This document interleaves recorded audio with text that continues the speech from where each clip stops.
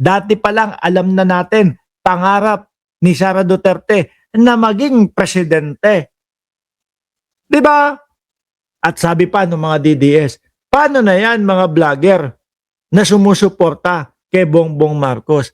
Pag naging presidente na si Sara Duterte, ano na gagawin ninyo? Saan na kayo magtatago? Yung tipo ho bang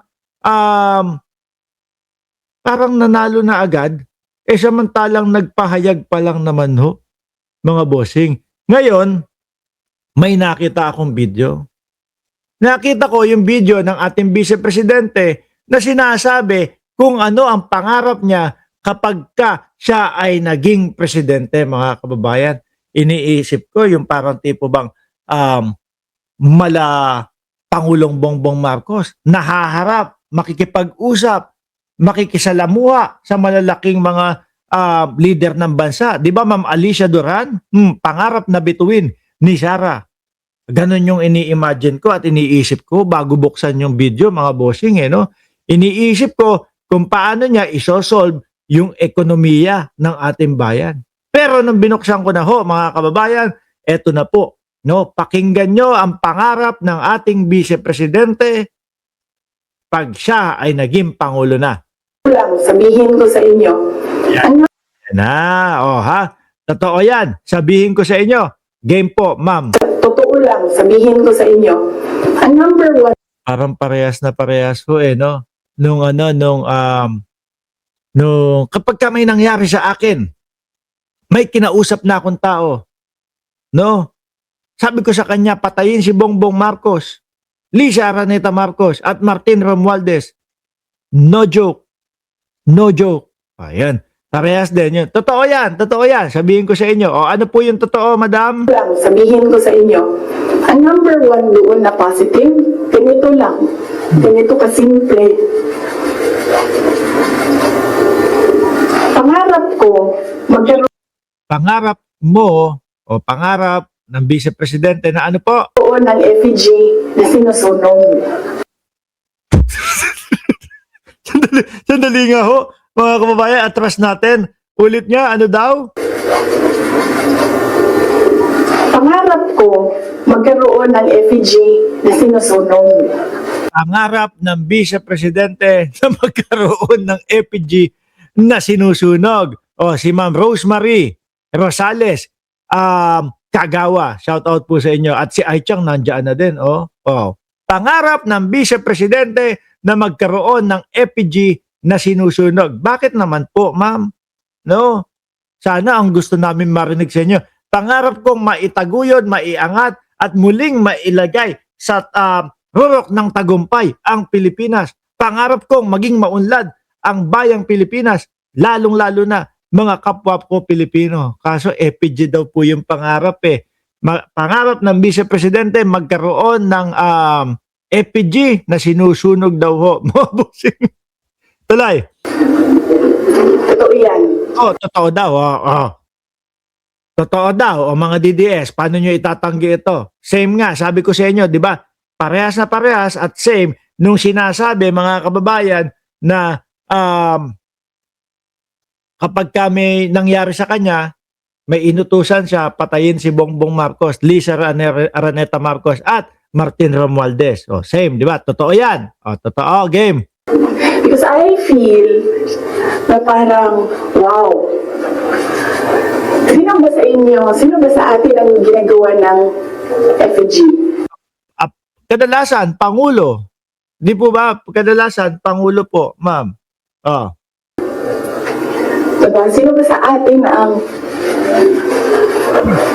meron talagang tao? Pero hindi, tatanungin ko, baka meron sa inyo na nakapanood po nitong habang nagpapahayag ang ating vice-presidente. Ano po niya ginawa to? Interview po ba o nagpatawag ng press conference? Hindi ko na po kasi alam, mga boss.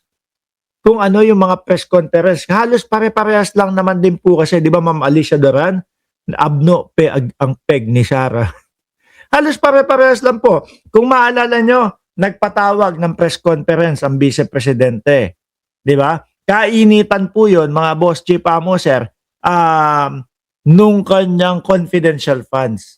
tinatalakay doon sa Kongreso about doon sa confidential funds at tayo naman ho, nag-aabang tayo na sumagot ang Vice Presidente. Ayun nga, nagpa-press con. Nung nagpa-press con ang Vice Presidente, tayo namang lahat nakatunga nga dyan. Ito na, sasagot na ang Vice Presidente. Ako naman ho mga bossing, inaabangan ko yung isasagot niya. No, naninimbang ako nun eh. Naninimbang ako eh. Kung ano ba, sino ba papaniwalaan ko dito? Kailangan kong marinig kung ano ang mga sasabihin ng Vice Presidente at ang depensa para doon sa confidential funds. Tinitimbang ko, naka-live ho ako noon. No? Tapos sabi sa akin, Mark, may live ang Vice Presidente. Sabi ko, naku, sasagot na sa confidential funds. Inop ko yung live ko. At pagkatapos, tumutok ako sa kanya. Nakaganyan ako. Nakaganyan. Ano kaya sasabihin niya?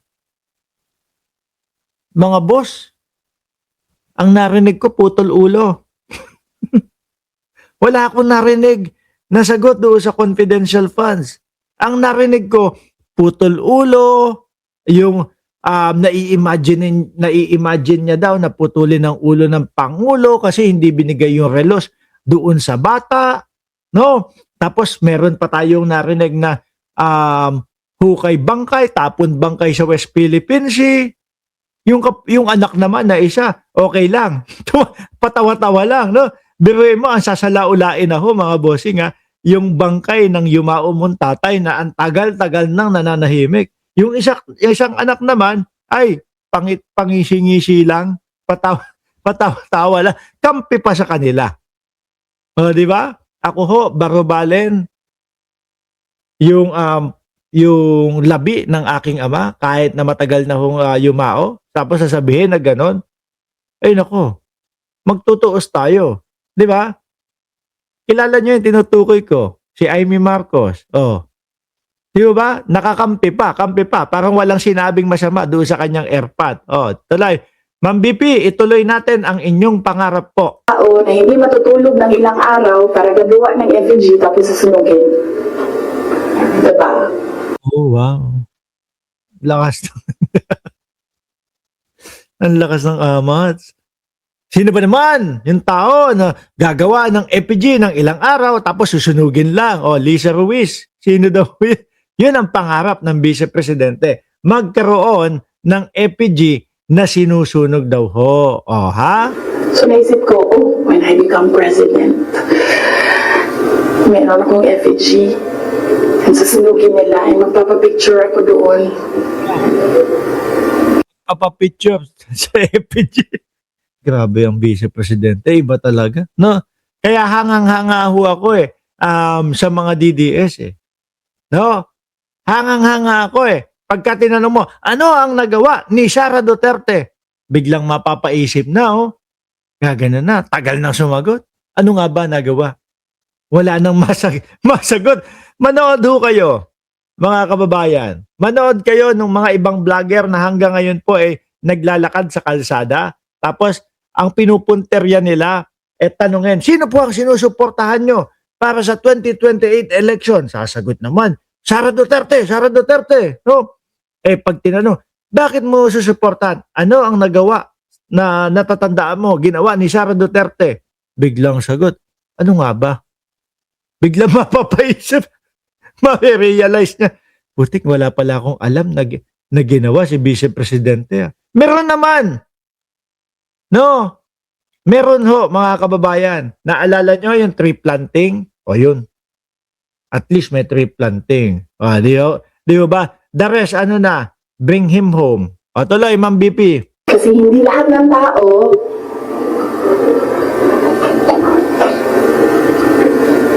merong Ano daw? Sino ba naman? O, ulit, atras lang natin konti. Ulit, madam? susunugin. Diba? So naisip ko, when I become president, meron akong effigy. And susunugin nila, ay magpapapicture ako doon. Yun ang pangarap ng Vice Presidente. No? Magkaroon ng effigy na susunugin tapos magpapapicture siya doon. Kasi hindi lahat ng tao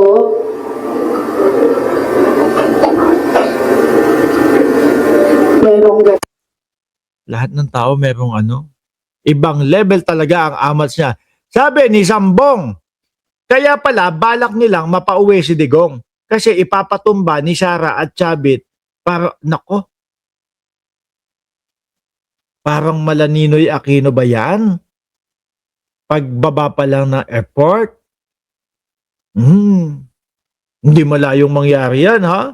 Hindi malayong mangyari. Anyway ho, mga kababayan, dahil nabanggit na ni Sambong